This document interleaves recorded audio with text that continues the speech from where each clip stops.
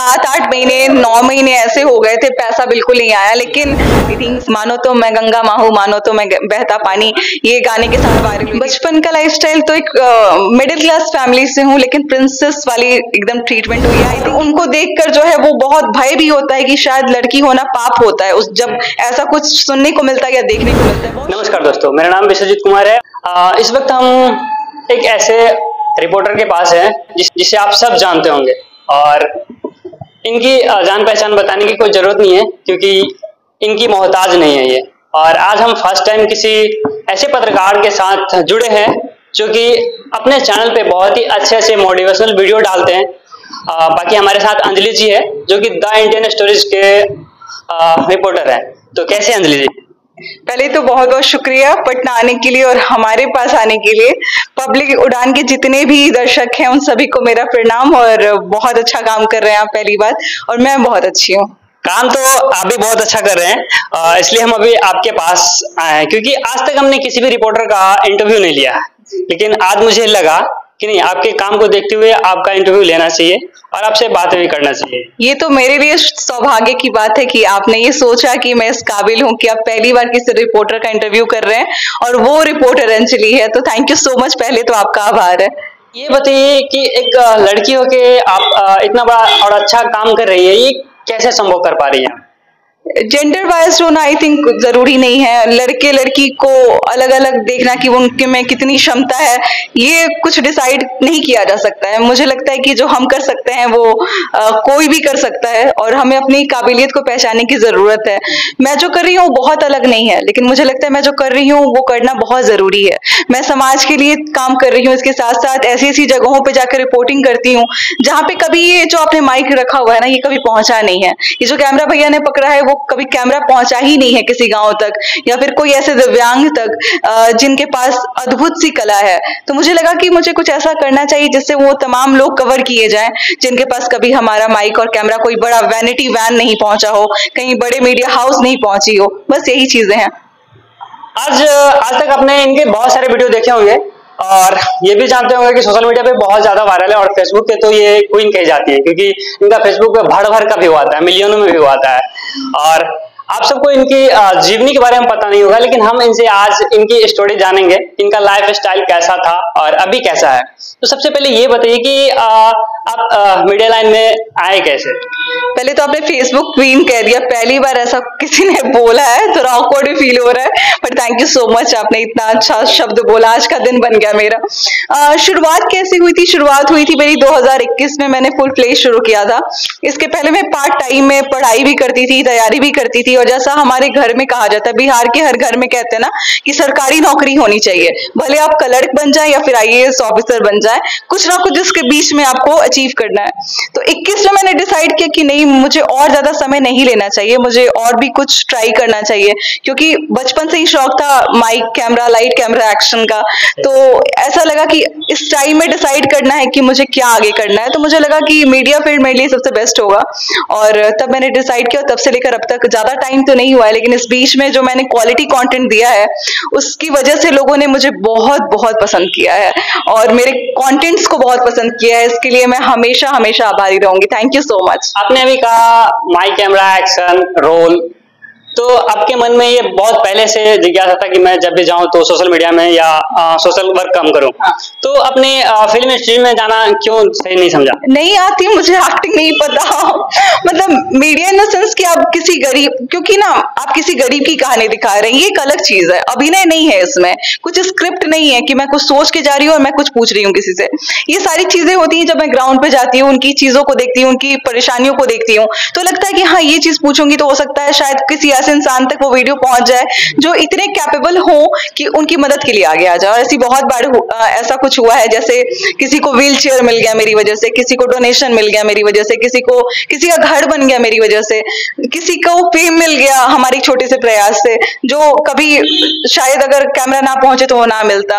तो ये इतनी सारी अच्छी चीजें हो रही है। तो फिल्म इंडस्ट्री तो बिल्कुल अलग चीज है, हमारा जो काम है वो बिल्कुल डिफरेंट है। माइक, कैमरा और एक्शन, लाइट, कैमरा, एक्शन का मतलब ये नहीं है कि हमें अभिनय करना है। ऐसा था कि नहीं, कुछ दिखाना है, ऐसा दिखाना है जो सामाजिक जो पीड़ित हैं या फिर जो डिजर्व करते हैं उन तक पहुंचना है। समाज में बहुत सारे लोग ये भी कहते हैं कि लड़कियां सुरक्षित नहीं है बाहर, फिर आप इतने दूर दूर ट्रैवलिंग करते हैं, कैसे आपको डर नहीं लगता? अब किस समाज की बात कर रहे हैं? मैं कई बार सुनती हूँ ऐसा, और बहुत बार वीडियो भी देखती हूँ कि कहा जाता है कि लड़कियां सुरक्षित नहीं है, या फिर लड़कियों को पढ़ाया नहीं जाता है। ऐसी बहुत सारी चीजें, शिक्षा नहीं मिलती है उनको।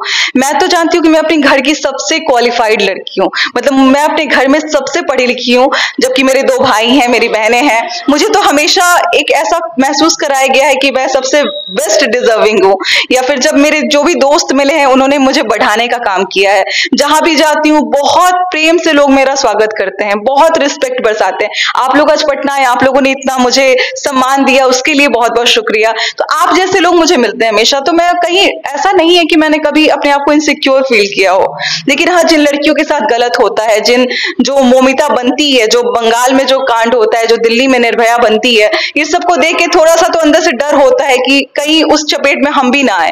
और उनको देखकर जो है वो बहुत भय भी होता है कि शायद लड़की होना पाप होता है। उस जब ऐसा कुछ सुनने को मिलता है या देखने को मिलता है, बहुत शर्मसार करने वाली ये बात है कि हमारे समाज में ऐसे लोग हैं जो आप लोग इतना सम्मान दे रहे हैं, और यहीं पर कुछ ऐसे मर्द भी होते हैं जो इंतजार करते हैं, वो जानवर बन जाते हैं किसी भी महिला को देख के। तो जरूर मतलब ये चीज सच्चाई है कि कहीं कहीं इनसिक्योरिटी है, लेकिन मुझे कभी इस चीज का सामना करने का मौका नहीं मिला। जी। अभी तक आपने बहुत सारा वीडियो बनाया, कभी आपको धमकी वगैरह या फिर ऐसा कुछ मैसेज, फोन कॉल आया? सच बताऊं तो धमकी कभी नहीं मिला, कभी ना ही। इतने टाइम में मैं तो ये देखती हूँ कि जब मैं लाइव आती हूँ या फिर कभी वीडियो बनाती हूँ तो बहुत कम निगेटिव कमेंट्स होते हैं।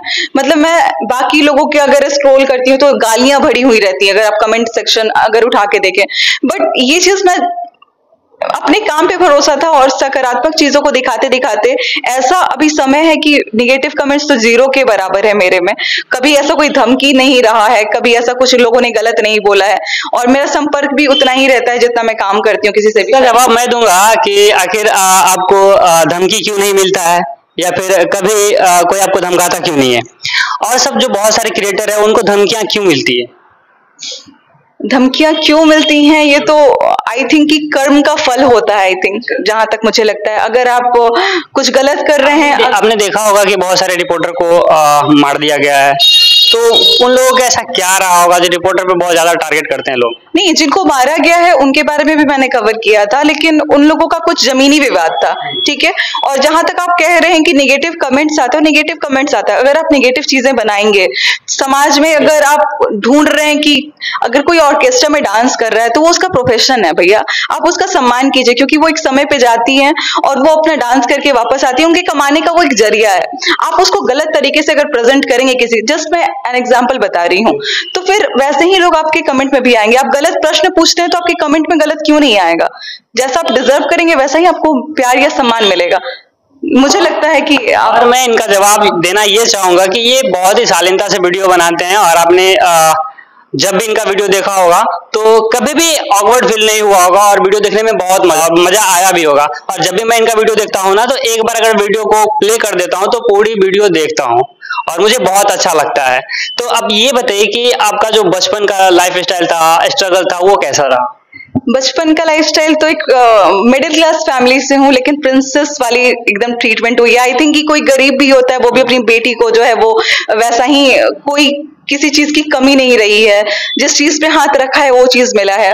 और लेकिन इसका मतलब ये नहीं था कि बड़े होने के बाद उस चीज, मतलब ऐसा ना हो कि मैं हवा में उड़ रही थी या फिर ऐसा कुछ था। आज आप जो मेरे काम में देखते हैं वो मेरा संस्कार जो है वो मैं रिफ्लेक्ट करती हूँ उस चीज को, जो मुझे मिला है ना, मुझे बचपन से अभी 25-26 साल तक जो मुझे मिला है वो मैं अपने काम के जरिए लोगों तक पहुंचाती हूँ। मतलब जो भी मेरे काम को देखते हैं, आप ये समझिए कि मेरे माँ बाप ने मुझे क्या संस्कार दिए हैं। मैं ऐसा कोई भी काम नहीं करना चाहूंगी जिससे मेरे माँ बाप का जो नजर है वो नीचे की तरफ जाए या फिर समाज में मुझे गलत तरीके से देखा जाए। तो यही चीज है। तो बचपन से लेकर बहुत घर में पढ़ाई लिखाई का माहौल मेरे बहुत ज्यादा था, क्योंकि सब सरकारी कहीं ना कहीं विभाग में रहे हैं, सभी सरकारी विभाग में रहे हैं, इसलिए टारगेट मैं भी थी कि मैं भी सरकारी विभाग में जाऊं। लेकिन किस्मत, डेस्टिनी को कुछ और मंजूर था, और इस मोहल्ले से निकल के, छपरा के एक मोहल्ले से निकल के एक अलग सा प्रोफेशन ढूंढना, क्योंकि इनसिक्योरिटी लोगों को इस बात की होती कि अगर आप रिपोर्टर बनते हो तो आपको 2 बजे रात को भी जाना पड़ेगा, पड़ेगा, सुबह 5 बजे भी दौड़ना पड़ेगा, आपको कहीं भी भाग के जाना पड़ सकता है, कुछ गलत हो जाए मेरी बेटी के साथ। इस चीज को लेके हमेशा मना किया गया था कि इस प्रोफेशन में नहीं आना, लेकिन अपने फिर भी नहीं माना, फिर भी नहीं माना। नहीं मानी नहीं, मतलब अपने आप को प्रूफ करना पड़ा वहां पे, और अच्छे काम से प्रूफ किया। आज सब मेरे बारे में अच्छा बोलते हैं या फिर मेरे सपोर्ट में है। आज मेरी माँ या फिर मेरे घर पे जितने सारे लोग हैं, जितने भी मेरे सदस्य हैं घर के, सब मुझे बहुत अच्छे से देखते हैं, सम्मान के रूप में देखते हैं। उन्हें लगता है कि नहीं, वो नहीं जॉब हुआ तो बहुत अच्छी बात है, ये बहुत अच्छा कर रही है अपने जीवन में। जी। आपकी पढ़ाई लिखाई कहाँ से हुई और कैसे हुई? बेसिकली मैंने 10th जो किया है वो छपरा से किया है। सरस्वती विद्या मंदिर की मैं स्टूडेंट हूँ, तो संस्कार वहां से भी आया है। बहुत सांस्कृतिक एक परवरिश में रही हूँ बचपन से ही। उसके बाद ग्रेजुएशन जो है वो मैंने NOU से किया था, नालंदा ओपन यूनिवर्सिटी से। इग्नू से मैंने मास्टर्स किया। अभी मैं लॉ का एग्जाम दे रही हूँ, अभी मेरा 3rd पेपर चल रहा है, और यही सारी चीजें चल रही हैं। स्टेनोग्राफर हूँ मैं, 140 के स्पीड में लिखती हूँ। तो स्टेनोग्राफी जब मैंने सीखा था तो लगा था कि दुनिया का कोई भी काम मेरे लिए बहुत आसान है, क्योंकि डॉट और डैश से उसमें पढ़ा जाता है और लिखा जाता है। तो जब मैंने स्टेनोग्राफी सीखा, मैंने बहुत टाइम दिया है उसमें, लगभग 3-4 साल मैंने सीखा है, और बहुत स्पीड भी था मेरा। लेकिन उसी सब की वजह से शायद ये कॉन्फिडेंस आया कि नहीं, अब दुनिया में कोई काम मेरे ऐसा कुछ भी नहीं है जो मैं नहीं कर सकती हूँ। जी। आपका चैनल का नाम है द इंडियन स्टोरीज। हाँ। इसका क्या मतलब? आप जो काम करते हैं ना, जैसे आपने पब्लिक उड़ान रखा है, तो आप कहीं ना कहीं उड़ान दिखाएंगे, लोगों की ग्रोथ को दिखाएंगे आप, मुझे जैसा लगता है। तो जब भी आप किसी प्रोफेशन का नाम रखें ना, अपने काम का नाम रखें, तो ऐसी चीज से रखें जो रिलेट करे। ये नहीं कि मैं कुछ नाम कुछ और रखी हूँ, काम कुछ और कर रही हूँ। मेरे चैनल का नाम है द इंडियन स्टोरीज, मतलब इंडियन की स्टोरीज है। बहुत लोग कहते हैं बिहार से हैं तो बिहार स्टोरीज रखती, तो मेरे कहने का मतलब था कि बिहार से हूँ, बिहार का कर्ज है मेरे ऊपर, तो बिहार का पहले तो स्टोरी दिखाऊंगी ही, लेकिन उसके बाद भारत भी तो हमारा है, तो उसको भी कवर करने के लिए बाहर निकलेंगे। तब लोग कहते हैं कि बिहारी स्टोरी है तो भाई आप इंडिया की स्टोरीज क्यों कवर कर रही है। इसलिए हमने कंबाइंड इंडियन स्टोरीज रखा कि हम भारतीयों की कहानी दिखाएंगे, पूरे इंडिया में घूम घूम के दिखाएंगे कि यहाँ पे क्या क्या चीजें अच्छी हैं, कौन कौन से लोग हैं जो प्रेरणादायी हैं, प्रेरणा दे रहे हैं लोगों को। हाँ। द इंडियन स्टोरीज पे आपका सबसे पहले कौन सा वीडियो वायरल हुआ था और कैसे हुआ था?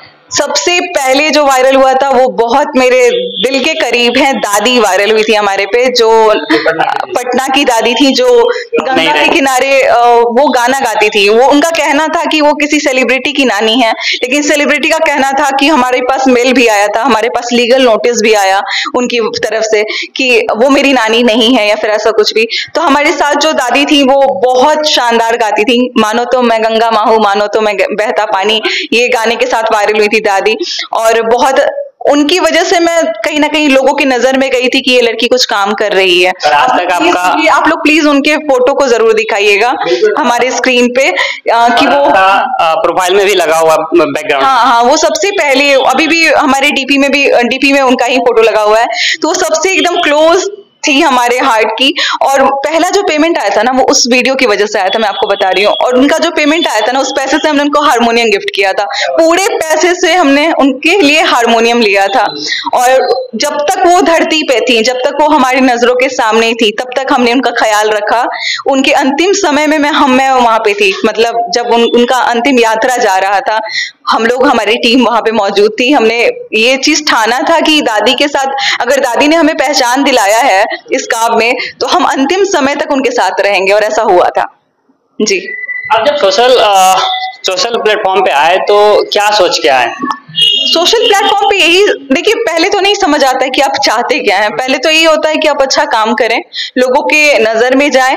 और मेरे साथ ये था कि मुझे ये काम बहुत पसंद था, और कोई इसके पीछे लॉजिक नहीं था। ये नहीं था कि मुझे पैसा कमाना है, या फिर मुझे फेम लेना है, या फिर मुझे लोग जाने, आप जाने, कोई और जाने।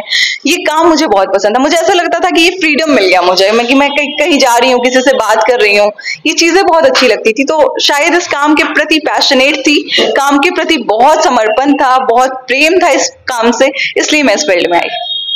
अभी के समय में लोग बहुत जल्दी वायरल होना चाहते हैं, और सोशल मीडिया एक ऐसा प्लेटफॉर्म है जो कि रातों रात वायरल कर देता है। जी। तो वायरल होने का सबसे अच्छा तरीका क्या है? वायरल होने का सबसे अच्छा तरीका सोशल मीडिया तो है ही, लेकिन आप अच्छे काम से वायरल हुई है ना। मेरे कहने का मतलब ये है, अगर आप बहुत अच्छे आर्टिस्ट हैं, हम पहुंचेंगे आपके दरवाजे पे, हम दिखाएंगे कि आप कितना अच्छा पेंटिंग करते हैं, कितना अच्छा डांस करते हैं, कितना अच्छा गाते हैं, कितना अच्छा मैकेनिक्स आपको आता है, कितना अच्छा आप रोबोटिक्स कर लेते हैं, कितना अच्छा आप पढ़ा लेते हैं। तो आप अच्छे काम को करिए, तो सबसे शॉर्टकट में देखिए आज का टाइम ऐसा है कि कोई भी वायरल हो रहा है, और अपने अगर कला के बदौलत होंगे। हमने इस जर्नी में ना बहुत लोगों को वायरल होते देखा, और वायरल होने के बाद जमीन पे गिरते हुए देखा। ये गिरते तब लोग हैं जब उनके पास कला नहीं होती है, जब वो रातों रात एक क्लिक मिल जाता है और वायरल हो जाते हैं, वो आसमान में पहुंच जाते हैं। लेकिन अगर उनके अंदर अहम आ जाता है या फिर अलग तरीके का एटीट्यूड आ जाता है, बहुत सारा है, एग्जाम्पल बहुत सारे, मैं नाम क्यों लूं, लेकिन हाँ, लेकिन अगर आपके पास कला है, देर सवेर भी वायरल होंगे, लेकिन आप सस्टेन करेंगे। ऐसे बहुत सारे लोग हैं जो अभी अमरजीत जयकर का हमने वीडियो बनाया था, जो समस्तीपुर का लड़का था, आज आपने भी बनाया था, तो वो लड़का आज मुंबई में देखिए रूल कर रहा है। उसके गाने आ रहे हैं, उसके एल्बम्स आ रहे हैं, इसलिए आ रहे हैं क्योंकि वो वायरल हुआ, उसके पास वो कला थी, आर्ट था, वो गाता वाकई में बहुत अच्छा था। तो आज उसको दुनिया देख रही है, आज वो सक्सेस को चूम रहा है बस जी। और आप सफलता के एक और कारण बताइए कि जब आप सोशल मीडिया पे आई तो कब तक आप काम करते रही, जब तक कि आपको पैसा ना आया? कितने समय तक आप ऐसे ही काम करती रही? काम तो देखिए 7-8 महीने 9 महीने ऐसे हो गए थे, पैसा बिल्कुल नहीं आया। लेकिन सबसे पहला था ना कि मैं सही बताऊं तो घर में ऐसा कभी क्राइसिस नहीं था कि मुझे कोई किसी बारे में सोचना पड़े। मैंने ट्यूशंस पढ़ाया है। एक चीज मैं मेंशन करना चाहूंगी कि सबसे पहले 250 रुपए में मैं 2 बच्चों को घर पे बुला के पढ़ाती थी। वो ये मेरा स्ट्रगल नहीं है, ये मेरा शौक था कि मैं बच्चों को पढ़ाऊं या फिर मैं अपने लिए कुछ इनकम करूं। तो ये था, तो 250 रुपए मुझे मिलते थे। लेकिन इस काम में आने के बाद मुझे 7-8-9 महीने तक कोई इनकम नहीं हुआ। लेकिन काम के प्रति जो मेरा एक लगन था ना, ऐसा लगता था कि मुझे एक फ्रीडम मिल रहा है। मुझे लगता था कि मैं ये जो कर रही हूँ ना, मैं इस चीज के लिए बनी हुई हूँ। तो ऐसा नहीं लगा कि हम वायरल नहीं हो रहे हैं तो अब छोड़ दे? वायरल तो अभी भी नहीं हुए हैं मेरे पेज पे जो लोग आए वो वायरल हुए हैं, मैं वायरल नहीं हुई हूँ। क्योंकि ऐसा वायरल हो रहा सोची भी नहीं थी, और मुझे लगा कि फेम जो है ना वो इतना लिमिटेड मिले कि मैं अपनी जिंदगी को भी जी लूं, कहीं खड़े होके खा भी लूं। ऐसा ना हो कि फिर मेरे ऊपर एलिगेशन लगना पड़े कि ये यहाँ पे घूम रही हैं, ये यहाँ पे टहल रही हैं, अरे ये इनके पैर में तो चप्पल है। कई बार लोग ये सब नोटिस करने लगते हैं, तो मुझे उतना नहीं चाहिए था। मुझे ये चाहिए था कि मेरे प्लेटफॉर्म पे जो आए उसको एक अच्छा उड़ान मिले। तो बस इस चीज के लिए काम हो रहा है। एक और सवाल है उन युवाओं के लिए कि जो पढ़ाई तो कर रहे हैं लेकिन 1-2 एग्जाम देने के बाद उनको लगता है कि नहीं निकल रहा है, तो अब क्या करें? वो मतलब छोड़ देते हैं एग्जाम देना या पढ़ाई करना, फिर वो सोशल मीडिया पे आते हैं और सोचते हैं कि रातों रात वायरल हो जाए। तो ये कहाँ तक सही है? शॉर्टकट तो सर सक्सेस का कुछ नहीं हो सकता। अब सफल शॉर्टकट कुछ है ही नहीं सीखता। शॉर्टकट तो किसी भी चीज का नहीं होता। अगर आपको लग रहा है कि आप रातों रात हो जाएंगे, हो भी सकते हैं, लेकिन वही मैंने कहा ना कि मुंह के बल गिरने वाली बात हो जाती है। अगर आपके पास अच्छा कुछ है नहीं, आपके पास कोई आर्ट नहीं है, तो बात रही कि लोग छोड़ देते हैं एक समय के बाद जाके कि हो नहीं पा रहा। तो देखिए जीवन में ना बहुत सारी चीजें हैं जो आप कर सकते हैं। पहले तो आपका इंटरेस्ट का होना बहुत जरूरी है। जैसे मैंने पढ़ाई छोड़ा था तो बहुत गिल्ट था अंदर से, मुझे लगता था कि मैं डिजर्विंग कैंडिडेट हूँ, मेरा कोर्ट में हो जाए, मैं हाई कोर्ट में चली जाऊं, लेकिन वो नहीं हुआ। तो निराश होने से ज्यादा बेटर था कि मैं ये सोचूं कि इसके अलावा मैं क्या कर सकती हूँ, और उस चीज में जाके मैं कैसे अपने आप को ब्लूम कर सकती हूँ या फिर अपने आप को एक अच्छा साबित कर सकती हूँ। तो फिर मैंने सोचा, बैठ के होमवर्क करना भी बहुत जरूरी है।